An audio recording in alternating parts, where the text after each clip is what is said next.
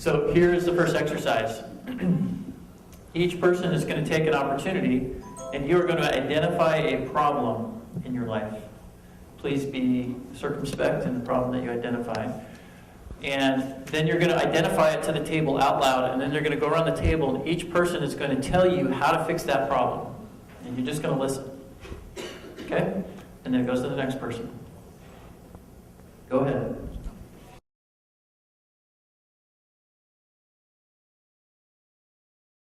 So I'm sure that you guys gave the most outstanding advice ever.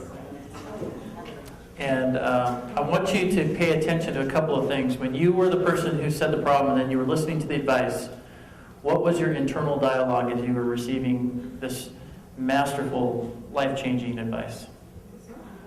Not going to work, not going to work. What's that, Sarah? Not going to work. It's not going to work, okay. Done it already. What was the internal dialogue when people were giving you advice on how to fix your problem? Just disqualifying everything. Yeah. It's not. Brushing it off? Yeah. What else? Jamie, what would you say in your mind? I was just picturing how it wouldn't work. It's like, oh, no. Carissa? Getting frustrated. You were getting frustrated. What was the dialogue? What were you kind of saying to yourself? Been there, done that. I don't want to do that. So I know I told you not to respond, but how often when we're receiving advice do we sit there and nod our heads and smile and act like, boy, this is just so great, this is wonderful, but internally we're saying, not going to work, no way, I've already done it, forget it. You guys get where I'm going with this? Okay, so because everybody that gives advice thinks that they're being helpful. 100% of people who give advice think they're being helpful. But when you ask the respondent, or the person who's receiving the advice, they don't match up with the same percentages. Okay, so what I want you to do now is, I want you to rate it, just quickly here, with these, I got the thing. So I want you just to briefly give your own feedback through the stars about how you felt about receiving that advice. Just to the table as you go around. So 5 stars, I mean, it was awesome. 4 stars, excellent. 3 stars, it was good. 2, it was forgettable. 1, it was awful. And you are not rating the quality of the advice. You're rating how you felt about it. So just go around quick and give us stars to your table. See how they are. Don't worry about hurting feelings. It was good. 2? 2s? What's the numbers over here?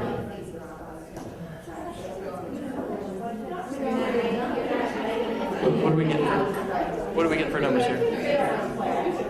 2, 3. Okay. Now again, if you flip it back and you were the advice giver, you probably felt you were given 5-star advice, right? I mean, if you just did these things, your problems would be fixed. And yet the person was not receptive, hardly at all. Most of you said it was forgettable. I'm sure some of you felt it was awful as well. So advice giving.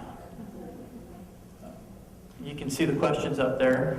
And you just kind of think to yourselves, do I assume that patient is coming in seeking my advice?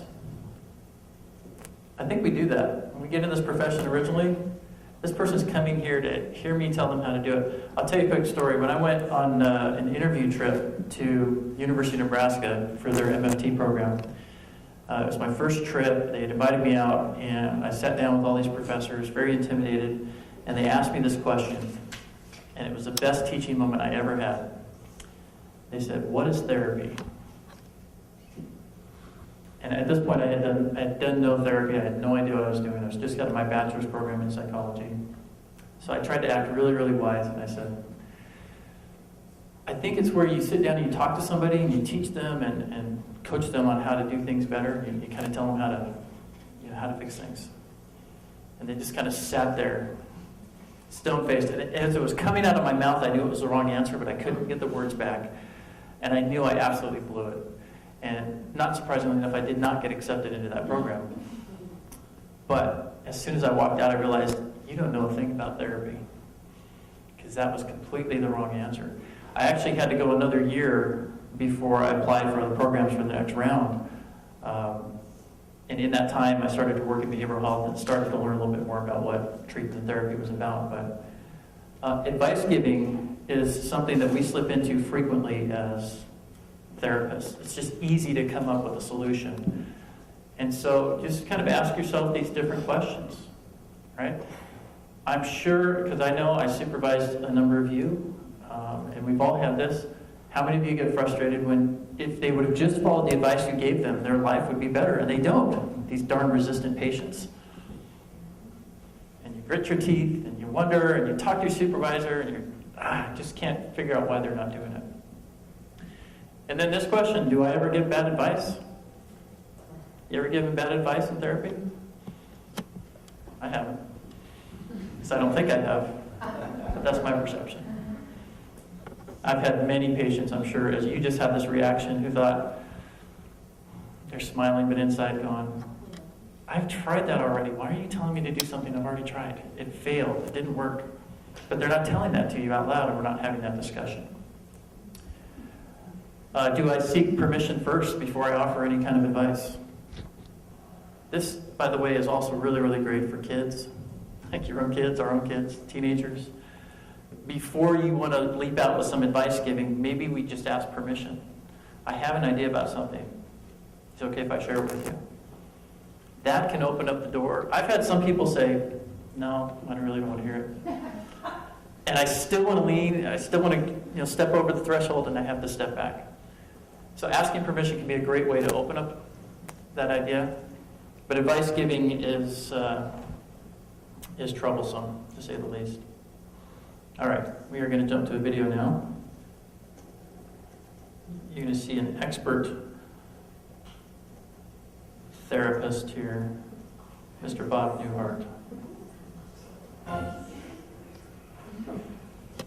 Dr. Switzer? Yes, come in. I'm just washing my hands.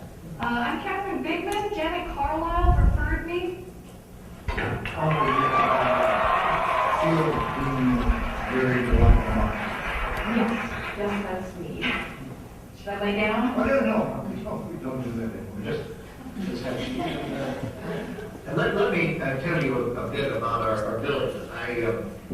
I charge $5 for the first 5 minutes, and then absolutely nothing after that. How does that sound?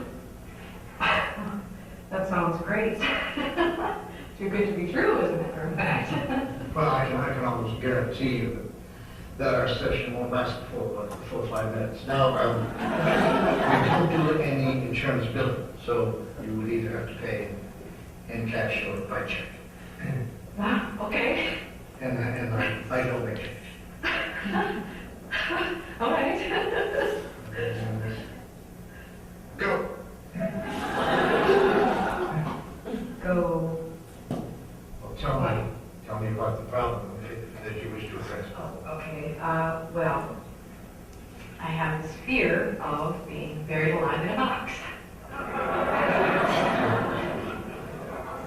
I start thinking about being buried alive, and I begin to panic. Has anyone ever tried to bury you alive in a box? No, but truly thinking about it does make my life horrible. I mean, I can't go through tunnels or be in an elevator or in a house, anything boxy. What you're saying is you're claustrophobic. Yes, that's it. All right, well, let's go, Kevin. I'm going to say 2 words to you right now. I want you to listen to them very, very carefully. Then I want you to take them out of the office with you and incorporate them into your life. Should I write them down? Well, if it makes you comfortable, it's just 2 words. We find most people can't remember. Okay. You ready? Yes. Okay, here there. Stop it!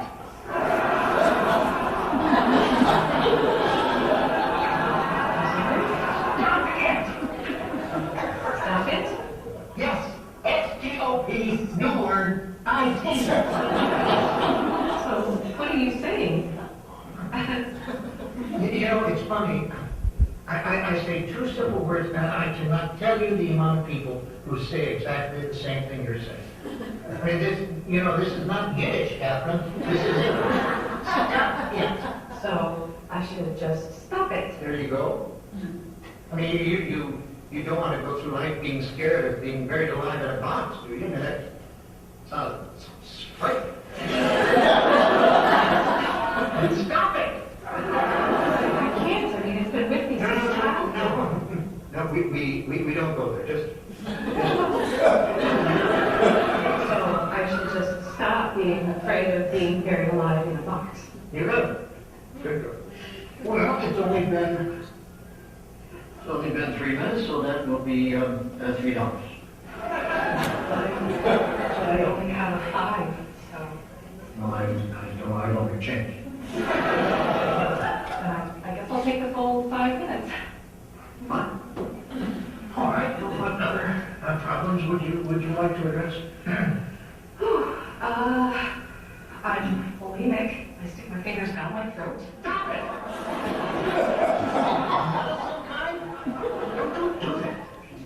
But I'm compelled to.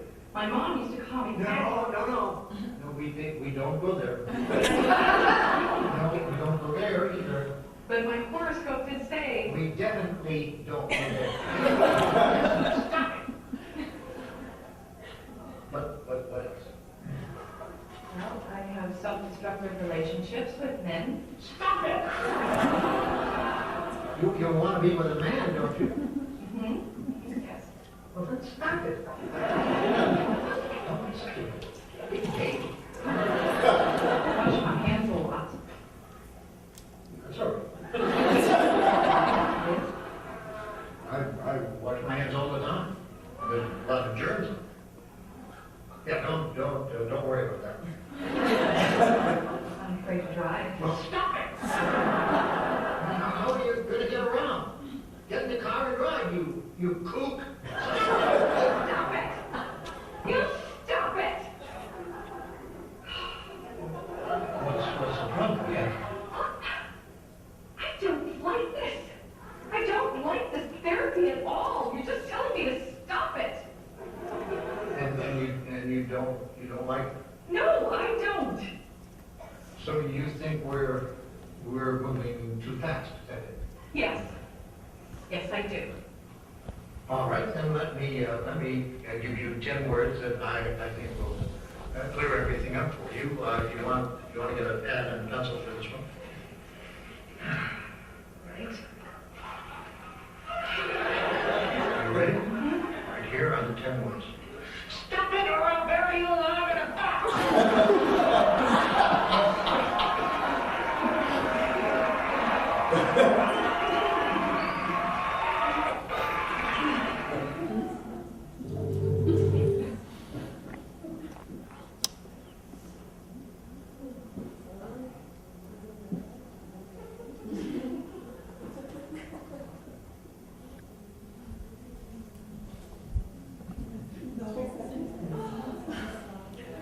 All right, let's get honest. How many of us have told our patients to stop it?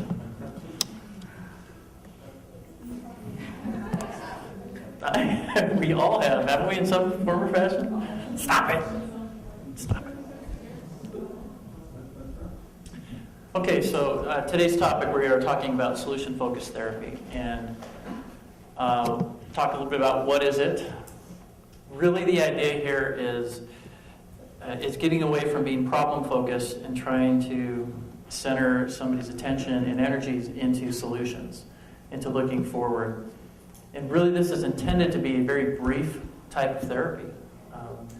It really lines up with the previous trainings that we've had about assessments and service planning and setting goals, right? We're setting goals and solutions so that when those are reached, we know that we have arrived where we need to arrive.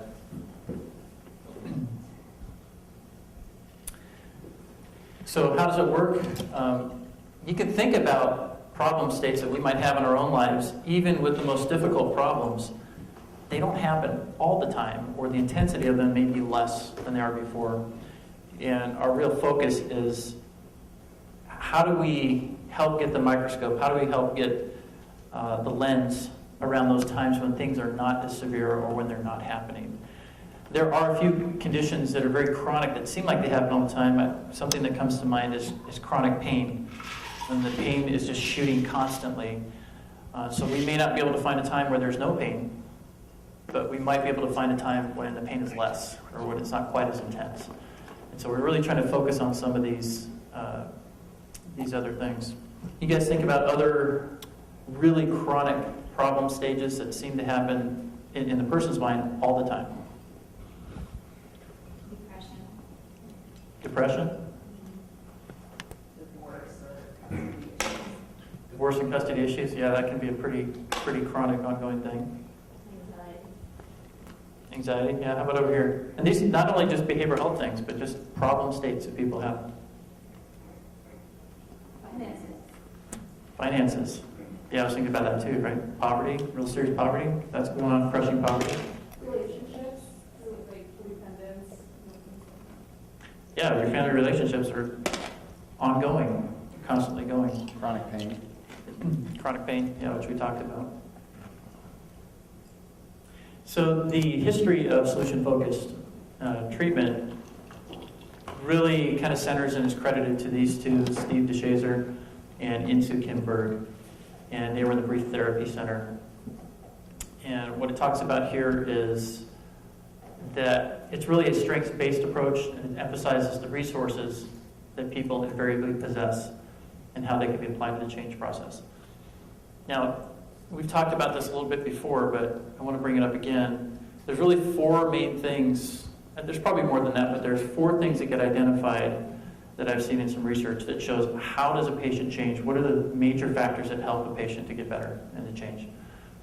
The first one is right here, is resources. We know that when patients come through our door, they're already kind of preloaded with family relationships or health advantages or money or other things like that. So if a person has more of those resources and supports, they're typically more likely to recover faster because they've got some extra things to lean on versus somebody who's resource poor and has deficits in that area. The next most important thing is the relationship that the therapist has with the person, creating that relationship. And that's one of the things that we can have a lot of influence on. The next thing is the belief that what I'm doing is going to be effective. I say this a lot.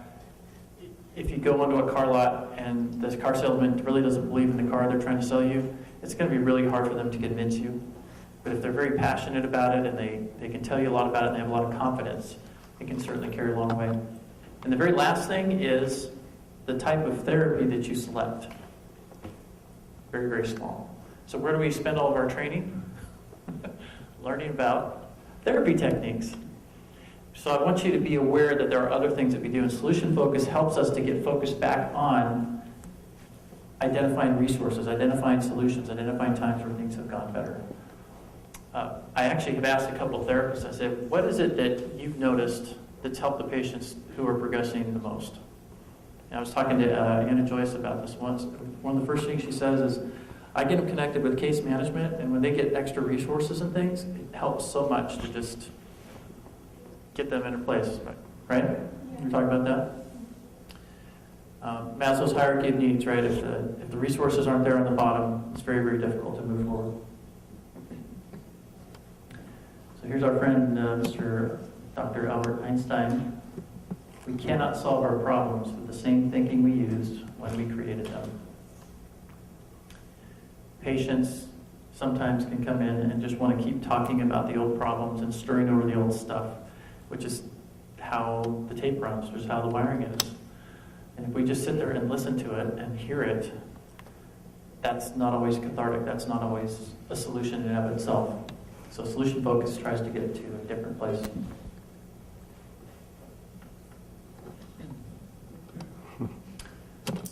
All right, small successes can be markers of patient strengths. Some of our patients are coming in and they have so many issues going on that to make any kind of change is significant. When you're dealing with somebody who just has mounds and mounds of things against them, what are some of the small successes that you look for patient strengths? Dr. McKean, you're working with kids who have all sorts of challenges and things, and sometimes it's not an instantaneous 5-session solution. So what do you guys look for in your program for small successes? Small successes that you need to. Small successes that you're here today, but they didn't show up. What else? Hannah, how about for you? You're working with those IPSA kids. They've got tons of stuff. They go to school. They go to school. They actually go to school. Yeah, they show up. Abby? If they make a mistake, and like a cell phone mess up, then they're able to recover from it and keep trying.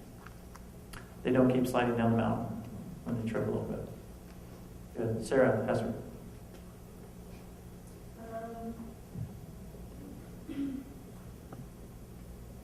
For some people, it's just leaving the house, you know, if they were just able to go to the grocery store that day. They don't always see these as successes, right? But we can. We do, definitely. So I wrote a list up here of just some of the things I was thinking about that we can sometimes identify with our patients with regards to strengths. And it's hard for a patient to come and identify these out loud, right? If you say, what are some of your strengths? Sometimes we'll hear crickets. I don't know. But as we hear their story, as we hear the things that they do, we can definitely be looking for these types of themes. Maybe this is an adult who has endured an enormous amount of chronic pain. They've got, 2 displaced discs in their back, and they've had this for 30 years, and yet they still move on. Sometimes when we hear that somebody has had a history of drinking or using, we're like, oh no, that's not my area of specialty. This is going to be really hard. But they have reported times when they had some sobriety, they had some clean time.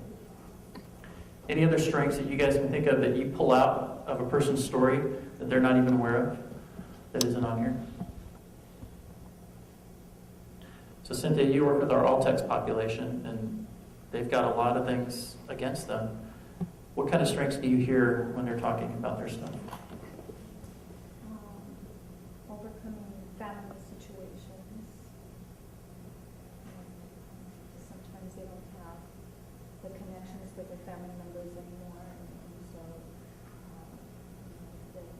they'll work at reaching out to the family members to reconnect. So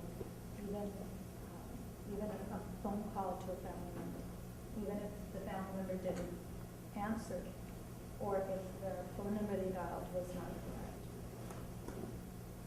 It's a huge effort. It is a huge effort. So she said, family member, for a lot of these all-text patients, many of them are older. They're in an assisted living home, a skilled nursing facility, and the family connections have broken. And they may not have great relationships, but if they can make an effort to even reach out, that can be a strength. Laura, how about you? You're also in the all-text population. People just taking a shower sometimes is a huge success. It sounds like silly because we all take a shower every day, but some days people cannot do that because it's too hard to get in the shower. They might slip, they might fall, they're too depressed, they're too scared. They just take it for granted, but it can be very scary. Basic ADLs, right? Yep. Activities of daily living. Taking a shower. You all have had patients who don't shower maybe once a week, twice a week, right? And they kind of know that this is an issue, but maybe there's other reasons that they're not showering. I didn't even think about that when you said it. We might think, oh, that's disgusting. They're depressed, everything else. Maybe it's a safety issue. Maybe they don't have a shower that's a good thing. They've got to step over a high tub, and that's just not enough. They don't have handrails. Lots of independence. Yeah, I didn't even think about that. So there's an example of maybe the issue is a lack of resources versus a lack of desire to do something we think they should be doing. Do you think if we heard that as your problem statement or a patient's problem statement, well, I don't shower very much, we might go into all this motivation, right? Oh, you got to get up and set a goal and do all this other stuff and not realize she needs a handrail. Right?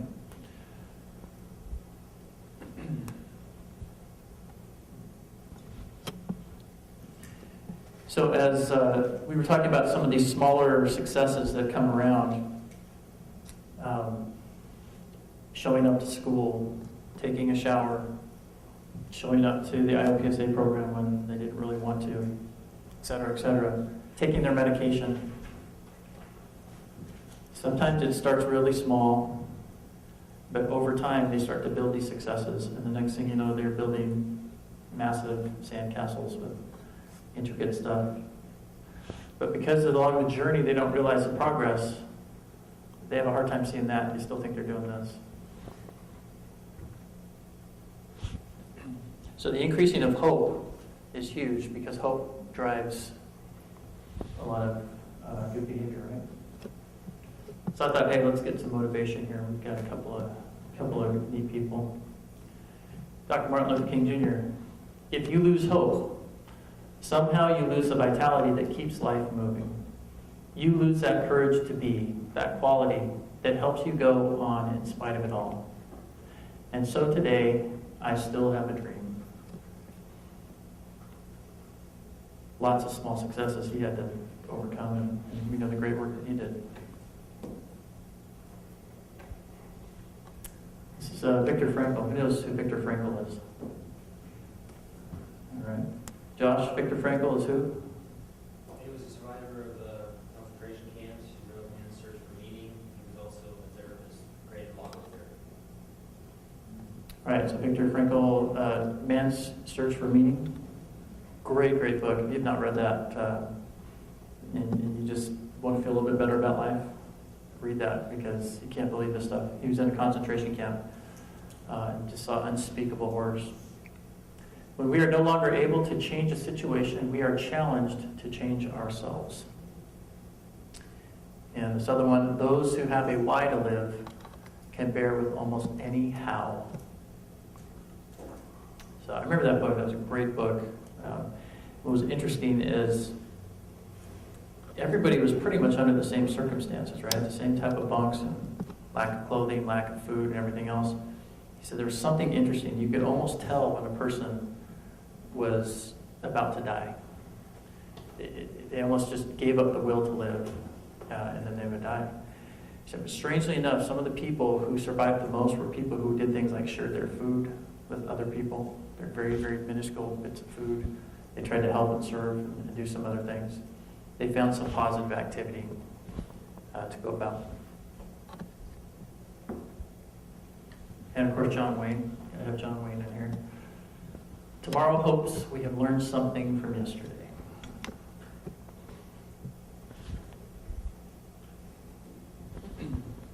Okay. We are going to, actually, I'm going to do a video here. But we're going to go back to Insoo Kim Berg. And this is or not Insoo Kim Berg, I'm sorry, this is another person, but this is an example of some of the things that we can do. And we'll talk about it a little bit later about what it is, but I want you to listen first.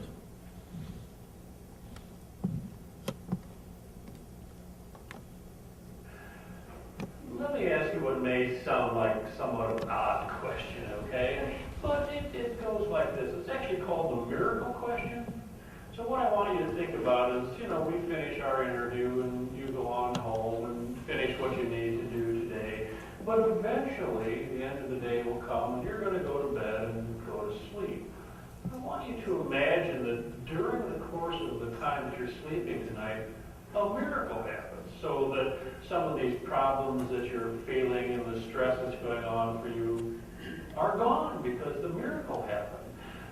What would you notice tomorrow that would be different, that would let you know, I think a miracle's happened?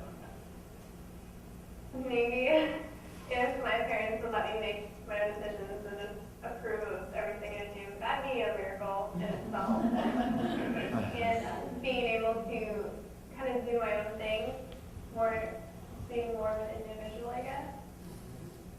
And if money disappeared, that'd be a miracle too. That'd be nice, wouldn't it? Yeah.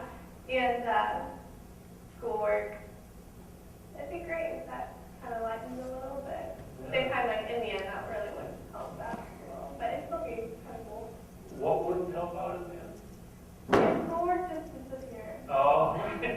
be nice, wouldn't it? It'd be nice, but in the end, it wouldn't really prepare me for college or anything. So let me be sure I got what you said. Tomorrow you woke up and you knew a miracle had happened. Your parents be letting you make your own decisions. You do your own thing, be an individual. Money would sort of fall out of the sky for you, and be no more schoolwork. Okay. Now, it would be helpful to me if I could focus that a little bit in terms of more what you would be doing differently, because this is your miracle. So what would you notice that you'd be doing differently? I may taking more time for myself, definitely.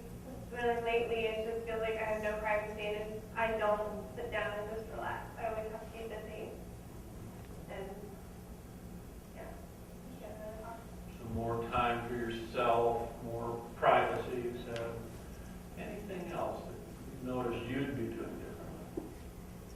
Hopefully I'd be happier.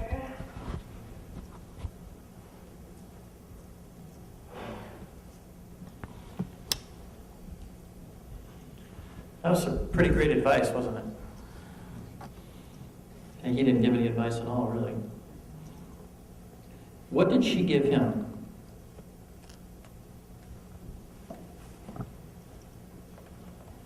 Imagination. More than her imagination. Should give them like a solution to her issues, Sarah, you were about to say something. the outcomes of the problems. She gave him the treatment plan, didn't she? She just said, here's my objectives, here's my goals. He didn't even have to say, okay, let's sit down and do a treatment plan and all this. He just asked her a question, and she started listening. This is what I want. I want to do more of this. I want to do more of this. That's how I know things are going to be better. That's the miracle that I want to see in my life.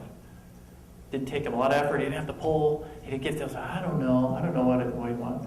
He just asked the right questions, and he followed up.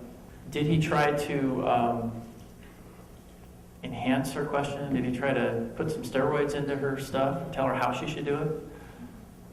No. He simply just asked the question, acknowledged her, stayed intensely present, and look at the treasure trove of things that he got. Now, I guarantee you, if he goes and starts talking about how she can do that better, she's going to be engaged in therapy, she's going to show up, and she's going to be there. If he starts moving in directions on things she's not interested in, he says, well, you really need to be talking to you need to be listening more to your parents and do more what they say. Probably she's going to be gone and checked out. So, some really cool stuff. We'll talk a little bit more about that in a minute. Let's take a 5-minute break. And if you guys need the bathrooms, they're right over there. Yes. And now instead of focusing on a problem, I want you to think of something in your life that you would like to change. And then I want you to rate on a scale of 1 to 10, 10 being the highest motivation to change. How motivated are you to make that change? And what you're going to do is go around, you're going to identify what it is, then give it a rating, 6, 7, whatever. And you're going to add one way that it would improve your life. So I might say, I want to play basketball 2 days a week versus 1 day a week, which I'm doing now. I'm about a 7 on the scale. And if I did that, I would increase my cardio. Then just go to the next person. You don't have to say the problem every time. Just say it the first time. Say one way it would improve your life and go around. And try to do it quickly, go around the table and do at least 4 times. Okay? So you're going to rate it on the front end. And remember what your number is. And just go around and say, my life would be better. Or if I did this, then whatever the benefit would be. Go ahead.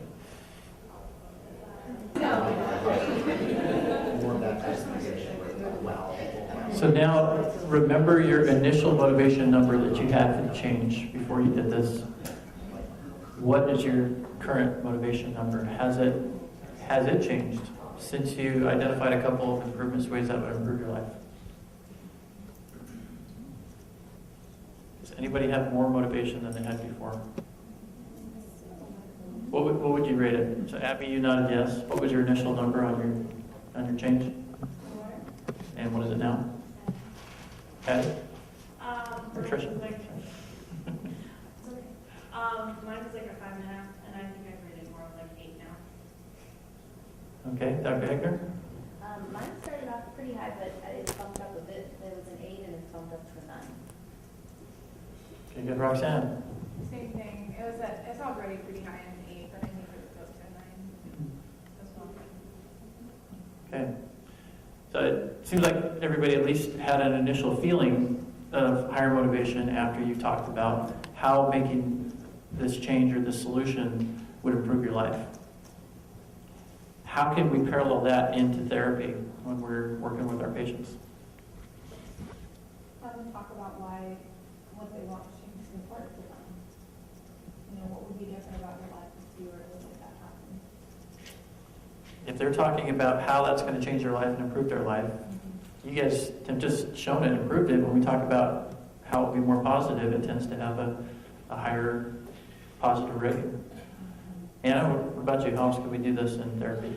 Like it says something for self-determination and it's a strength, then I think it can empower our patients because they identify, that they do have control over it. It kind of gives them some of that control back. Like, hey, just talking about this and you came up with a solution and you're able to empower yourself. Like, oh, this is something that's possible.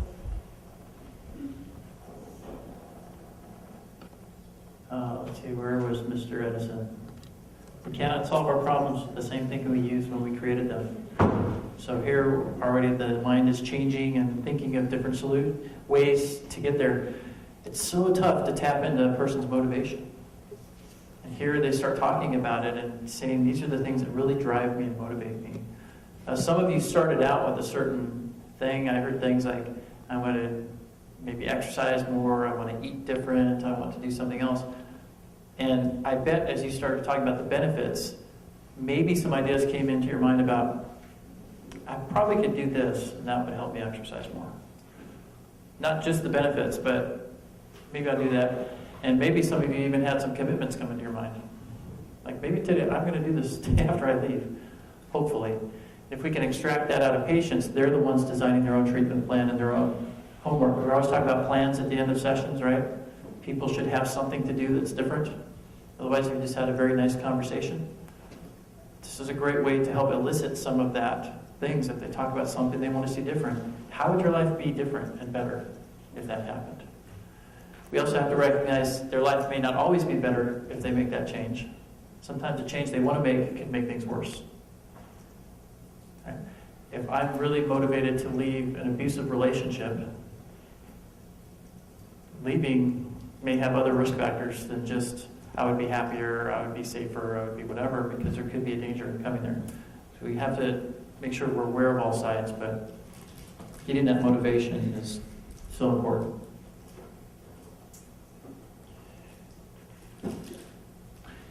Okay, so some other interventions and things. I know we always want to try to have some tools, and how do I actually use this and apply this? You already had a couple things that you've tried.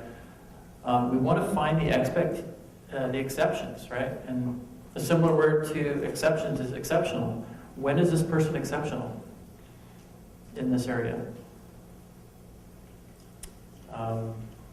Again, focusing on when was the problem not there, when was the problem less severe. That's a great way to turn around. You might have somebody come in and they've had a history of alcohol abuse, and they've had some time. They've got 6 months, and they've been doing pretty good. They had a hard time, and then they go back and they start drinking again. And they come back in, and you can tell something happens, and they said, yeah, I totally messed up. I went back and I relapsed, and they just think that the whole earth is going to cave in on them. What's a way to see a strength out of that situation? How did you do it the first time? How did you achieve sobriety the first time? And you had some time before. What did you do to establish that? If they're sober that night, they want to do today. Yeah, how did you today decide not to drink? You went out and you had 12 beers. Why didn't you have 13? What made you stop at 12? So there's ways to elicit that this actually could be a strength-based thing, that it didn't get worse than it was. And again, we're trying to find the exceptional. Focus on current resources. and future expectations. So one of the things we want to do is sometimes people acknowledge these changes, and just like you all went around and you were talking about the changes that you wanted to make. What if we said, what are you doing right now already to initiate that change? And probably they have already stepped into some of those things or have made some attempts. Some of those could have been successful, and some may not have been. This is why advice giving too soon can be a trap.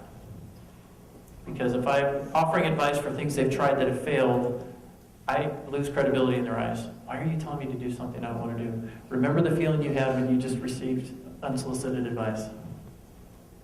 It's probably going on there. So if they identify, well, I'm already doing this, I'm doing this, I've tried this, that didn't work, I tried this, that didn't work, they're in essence guiding us through the minefield of advice giving. If I move them in a direction, they've already hit that mine, why would I want to go back to that direction again? Who are you again? You're supposed to be my therapist helping me. You're just telling me to do stuff that didn't work.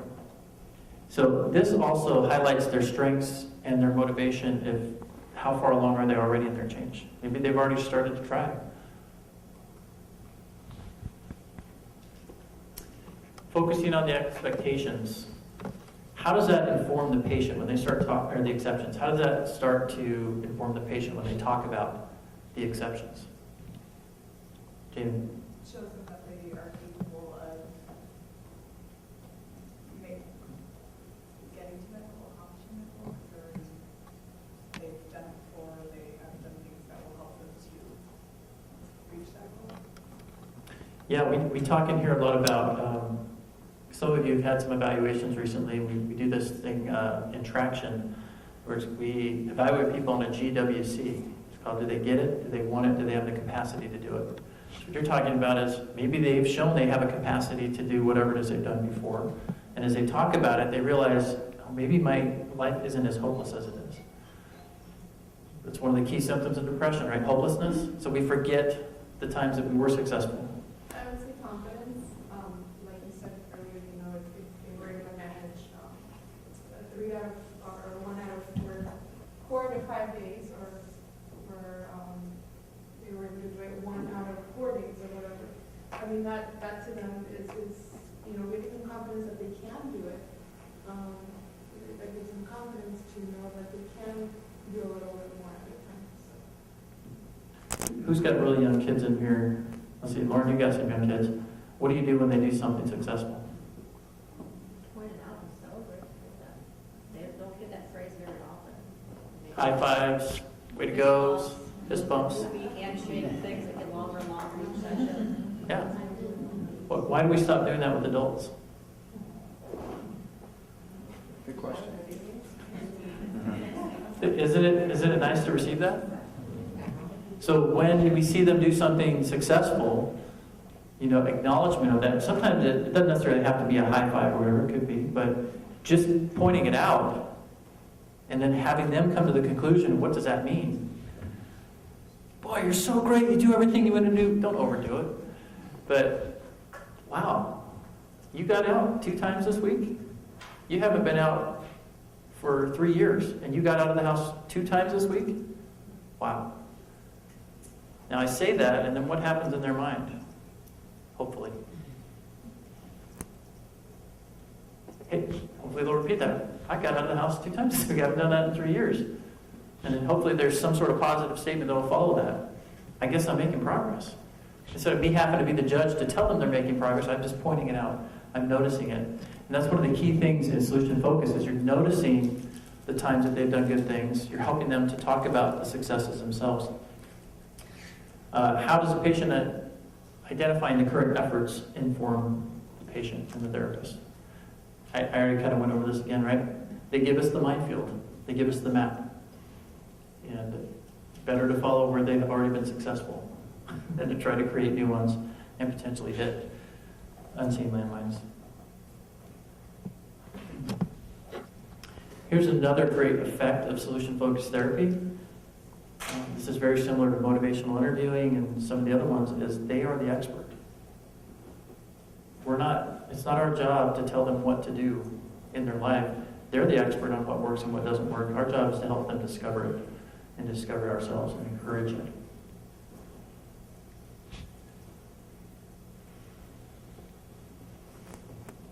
So if we tie this back in a little bit to some of our previous trainings on setting goals and treatment plans, right? I know when we talk about treatment plans, maybe one of the first words that comes to mind is compliance. I gotta do this thing. But really, if you don't have good treatment plans, those are the patients that just linger and linger and linger on caseloads. To be honest with you, the goals aren't clear, things aren't going on. So this is so informative of that. So give me an example of a good, really good solution-focused treatment plan goal that maybe you've done recently with a patient. Angel? Well, I can't be real specific, but I'm thinking just to be as clear as possible so that we can actually follow the roadmap. I always ask them, well, how are we going to know when we're successful? And so having them tell me that, then we'll know that if we reach that goal and that marker, that we've done it. What am I huge on? What do I pound into your guys' collective brains around setting that treatment goal? How should it be written? What's that? What? Thank you. Patient's quotes. The patient is driving the service plan. The patient is driving the service goals. So when they identify this, it accelerates treatment because they're already telling us this is the path I want to go down. And it keeps us from straying off into alleys and dead ends and having to turn back around and retrack our steps and go down another one because we don't always know best. I think we do, but we don't. So again, we had the video earlier about this, the miracle questions. I love this question. This is a great question. If you work with kids, and you work with young kids in particular, go find yourself a nice little cheap replica wand. You could use that, right? If you had a wish, or you could cast a spell, or do something to change something, you know, or things got better, and you woke up and a spell was cast. And I hand it to the kid and let them kind of wave it around. I used to do this all the time. I had this little one with looks like a bow tie, the bow tie ones where it's white on the ends and black in the middle. $3 for this thing. And I'd hand it to kids and say, you know, you got 3 wishes and you could change anything you want to do. What would you change? That's another way to ask a miracle question for kids. You can't wish for more wishes. You got to put that condition on it. And listen to what they say. It's incredible the kind of stuff they'll come up with. Again, identifying current efforts. What have you already done to start this change? And then the scaling questions. The Likert scale, I used a couple scaling questions earlier today, right? We had the stars. You can use numbers. You can use fun stuff for young kids, right? And creative ways to have them scale the questions. Scales are great. Why are scales so powerful in therapy? What's their usefulness? Well, it really helps to measure how the improvement, and it helps them to know where they stand and how far they need to go. And it's really good for all of us. Yeah, is our goal always to get them to 10? If it's a scale of 10? Not if they're starting at a 2. But if you can get them to a 4, or they can identify, we don't always have to say what's going to get you to a 10. What would get you from a 2 to a 4?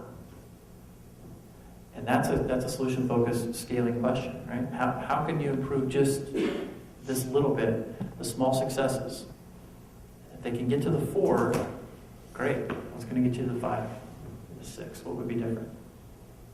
And hopefully they are identifying things that they have control over and power over. If they're only identifying things that just happen to them that they have no control over, it's not a real great service plan. So find ways around to bring it back to things that they can connect to. Okay, what do you see?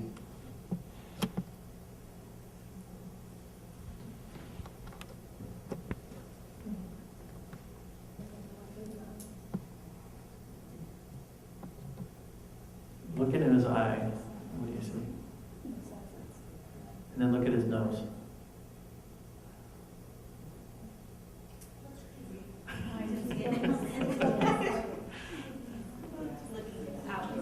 Go back and forth between the eye and the nose. Isn't that interesting? So sometimes we're looking at the same thing, but we're getting 2 different pictures. And patients can do this too, and we're working with them on solutions. What do you see here?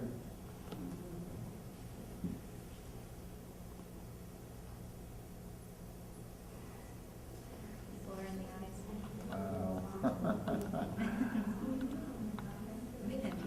I do it now. The guitar player. The guitar player.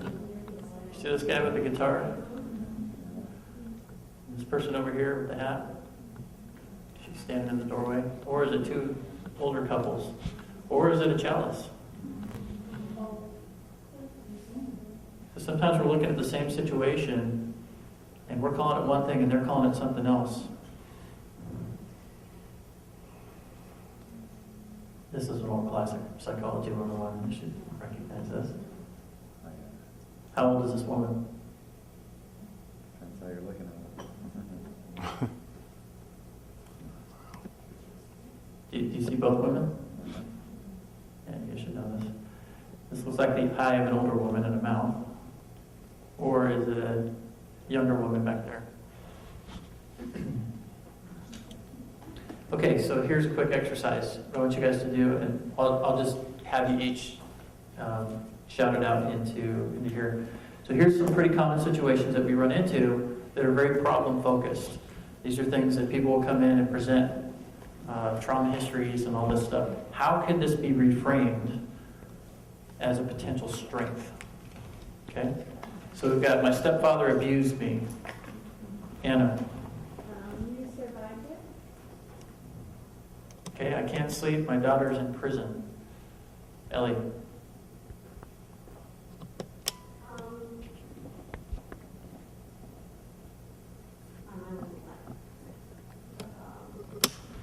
Matt. Yeah. You're worried about your daughter. You love your daughter a lot. You really love your daughter a lot. I've had 6 jobs in the last year. How about over here on this table? Stephanie? You've got multiple skills. You're a really good interviewer. You can get your foot in the door. Okay? The pain in my back is unbearable. Debbie?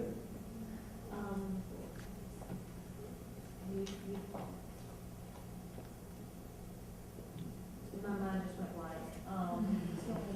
You made it to your appointment. You made it to your appointment today. You're a strong person. My parents are divorced and fight all the time. Laura?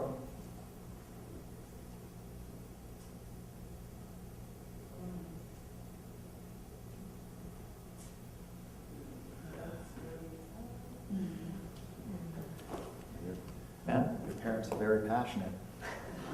I wasn't thinking about that. How about you've learned how not to behave in marriage? You've learned how you don't want your marriage to be. I tried to commit suicide 3 times. Yeah? You have it and you're still here and you're getting out. Despite that, you're still around and you showed up today. Yeah? My UA was dirty and my PO is about to put me back in jail. UA is a urinalysis. PO is probation officer. You know the resources and the help you need, and you're willing to reach out for. You knew you were dirty and you still showed up to give your UA, and you talked directly to your PO about this. You didn't run. You know, there could be other extreme things. My 6-year-old daughter doesn't listen and throws tantrums when I ask her to clean up. Angel.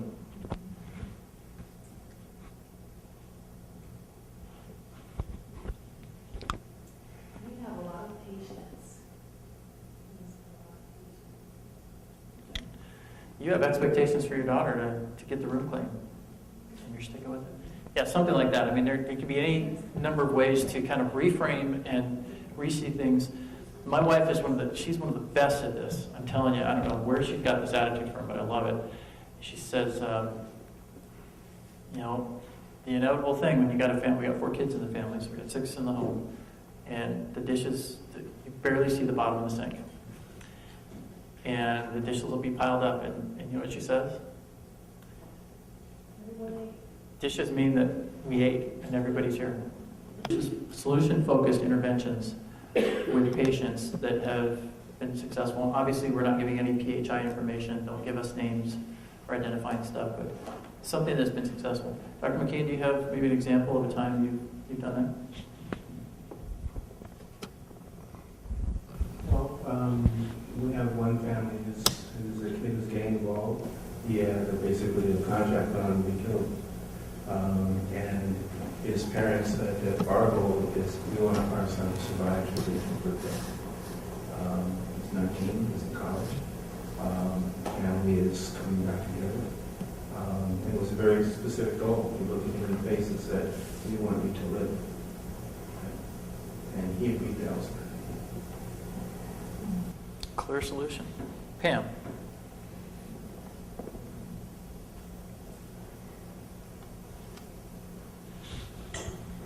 Okay, I had a girl who was feeling so anxious every morning. She thought she was stomach ache every day before school because she was getting bullied.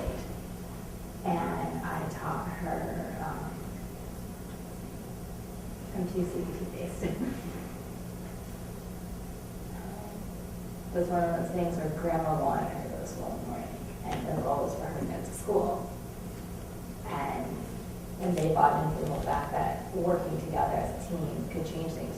We tried all of her things, but it was a matter of that she came in and she was committed. She would run to me when I got to her home. She was excited to make a change. Sure enough, she was in school for a few more years when I was working with her. That was her solution and goal too. It wasn't just grandma's? Yeah. To get to school? Yeah, she did it to school. Good, Jamie? It won't be absolute everybody. I'm just a few people here and there.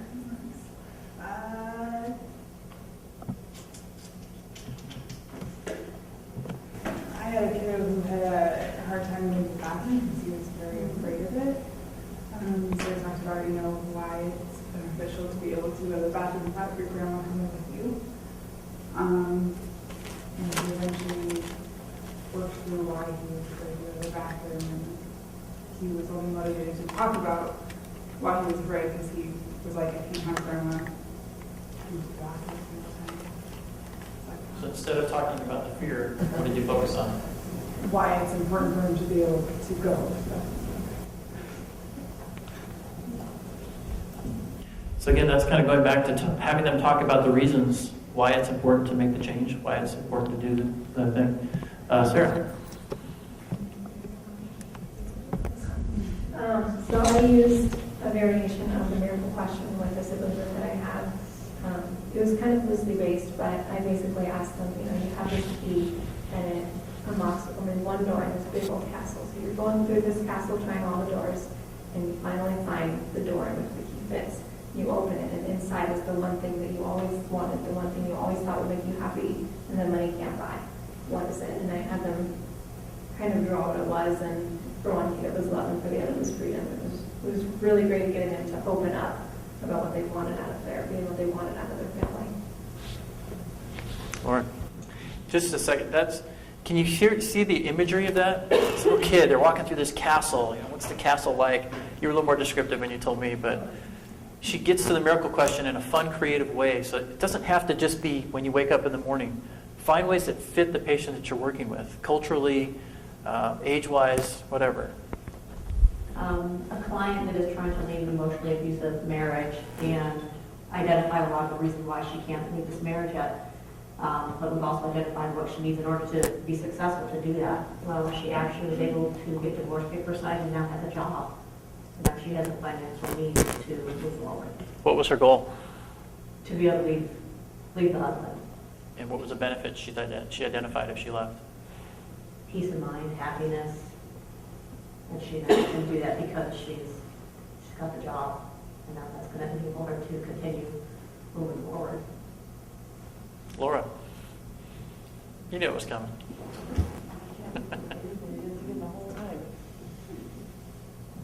We'll have Sarah do it while you're thinking. I use a lot of, with the one client I'm thinking in particular, I use a lot of focusing on the strengths and the things she has done before. She left an abusive relationship and is now trying to rebuild her life. and doesn't feel like she can do a lot. So we talk about everything that she's done and the strengths that she had in leading that relationship. What efforts have you already done towards this ultimate goal? Great. I'm not going to think all day, I promise.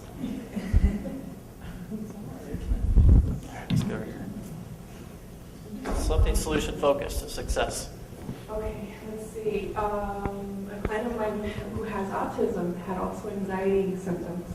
So she's been able to use a restroom on her own, very clingy, very non-independent, but solution focused, gosh, I don't know if it is or not, but I know through mindfulness and, being able to help her look at the, how safe it is to be in the restroom, she's been able to do it on her own.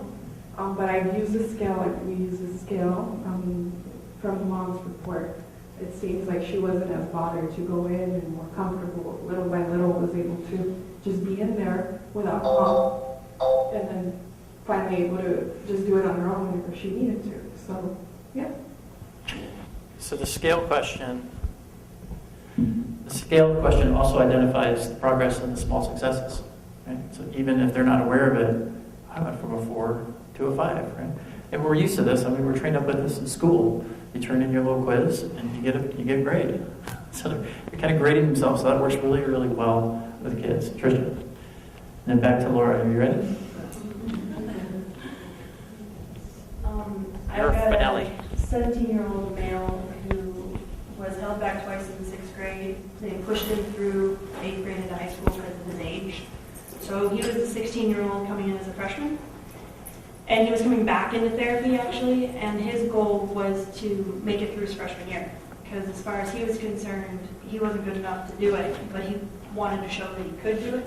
So many people had told him he wasn't good enough, and they just had to push him through it. So he was able to complete his freshman year, even through summer school. He had a rough road of it, but, and he's also been able to kind of open himself up more to getting help and support at school and at home.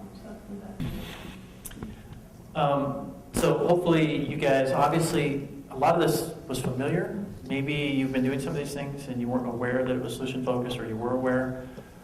We kind of go in and out of some of these things. A lot of therapies, successful therapies, are really based in solution focused type approaches with people. It's not in ignoring the problems, but it's reframing and finding ways to move through them. So hopefully you had some ideas of ways that you can implement some of this more with your patients. The battery went out. Everything went out. If you're stuck on a case, if you have a patient who doesn't seem to be doing what is agreed upon at the end of a session, it's likely that it was your goal and not theirs. That it was your advice. And they kind of politely or gently said, yeah, okay, sure, and smiled, but in their mind they said, that was a 2. That was forgettable. So that's a great time to go back into your service plan, look at the goals again. Is it in their words? Is this a direction, a solution that they really want? And if not, let's redo that thing. Take those Lego blocks apart and rebuild something else that is in their image and what they want to have for solution focused. So any questions, thoughts, ideas on what we talked about today? What was very helpful was the reframing, kind of trying it in a healthy way, because that's a lot harder to me as a child. But I love that exercise. Yeah, So the reframing? Yeah, I mean, do you have any resources on how to kind of help them do that? Reframing, it's really a strong technique in motivational interviewing too, which we'll talk about more in future training, but I think part of it is just creativity in our own minds, learning to do it. It does take some practice. So sometimes if you're just sitting in supervision or with a colleague, go talk to them about a problem that your patient has, and then see if they can help reframe it for you. Or vice versa, maybe they can give you one, and you just got to practice. It can become very, very natural. And it's so refreshing for somebody when they have what they perceive to be a problem, and all of a sudden somebody else sees something different, kind of like in our images. Sometimes there's another image sitting there that they have no idea is overlaid on top of it.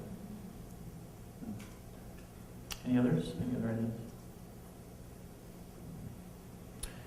Well, thank you, appreciate it, appreciate your participation. Have a great day.